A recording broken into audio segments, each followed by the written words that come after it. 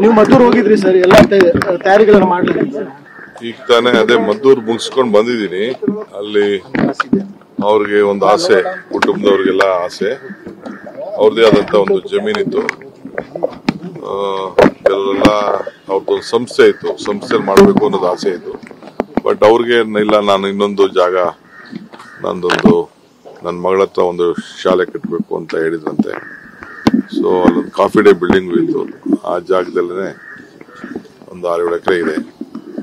ಅಲ್ಲೇ ಅದನ್ನ ಮಾಡಂತ ಒಂದು ತೀರ್ಮಾನ ಮಾಡಿ, ಶ್ರೀಮತಿ ಕೃಷ್ಣ ಅವ್ರು ಕೂಡ, ಪ್ರೇಮ ಕೃಷ್ಣ ಅವ್ರು ಕೂಡ ಅದೇ ಆಸೆ ಪಟ್ರು. ಸೊ ಆ ಪ್ರಕಾರ ಅಲ್ಲೇ ತೀರ್ಮಾನ ಮಾಡಿ ಎಲ್ಲ ವ್ಯವಸ್ಥೆ ಮಾಡಿ ಬಂದಿದ್ದೇವೆ. ನಾಳೆ 10 ಗಂಟೆಯಿಂದ, ಇಲ್ಲಿಂದ 2 ಗಂಟೆ ಆಗ್ತದೆ ಹೋಗೋಷ್ಟು, 8 ಗಂಟೆ ಬಿಟ್ಟು 10 ಗಂಟೆ, 10 ಗಂಟೆಯಿಂದ ಎಲ್ಲ ಮಂಡಿದವರು ಬಹಳ ರಿಕ್ವೆಸ್ಟ್ ಮಾಡ್ಕೊಂಡ್ರು ಮಂಡಿಗೆ ಬರಬೇಕು ಅಂತ. ಆ ರೀತಿ ಕಷ್ಟ ಆಗ್ತದೆ. ಸೊ ಎಲ್ಲರೂ ಕೂಡ ಮದ್ದೂರವ್ರು ಇರ್ಬೋದು, ಯಾರೇ ಇರ್ಬೋದು, ಅಲ್ಲೇ ಬಂದು ಅದಕ್ಕೆ ವ್ಯವಸ್ಥೆ ಮಾಡಂತ ಎಲ್ಲ ಏನೇನು ಗೈಡೆನ್ಸ್ ಕೊಡಬೇಕು ಅದೆಲ್ಲ ಕೊಟ್ಬಿಟ್ಟು ಬಂದಿದ್ದೇವೆ. ಸೊ ಎಲ್ಲರೂ ಕೂಡ ನಾಳೆ ಬೆಳಗ್ಗೆ 8 ಗಂಟೆಯಿಂದನೇ ರಾಮನಗರ, ಬಿಡದಿ, ಕೆಂಗೇರಿ, ಚನ್ನಪಟ್ಟಣ ಒಂದು 5 ನಿಮಿಷ ಅಲ್ಲಿ ನಿಲ್ಲಿಸ್ತೀವಿ.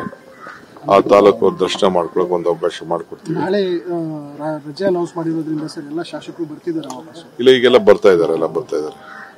ಈಗ ಕುಟುಂಬದ ಪೂಜಾ ಕೈಂಕರ್ಯಗಳು ಅಲ್ಲೇ ನಡೆಯುತ್ತೋ ಅಥವಾ ಅಲ್ಲೇ ನಡೀತದೆ. ಸಂಜೆ ಕೆಪಿಸಿಸಿ ಕಚೇರಿನಲ್ಲೂ ಈಗ 5:15 ಗಂಟೆಗೆ ಚೀಫ್ ಮಿನಿಸ್ಟರ್ ಬರ್ತಾರೆ.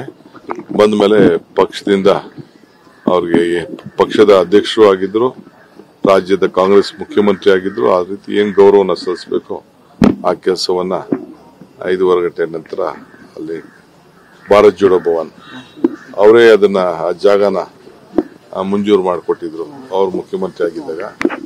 ಅಲ್ಲೇ ಅವರ ಅಂತಿಮ ನಮನ ಸಲ್ಲಿಸುವಂತ ಕೆಲಸವನ್ನ ಮಾಡ್ತಾರೆ.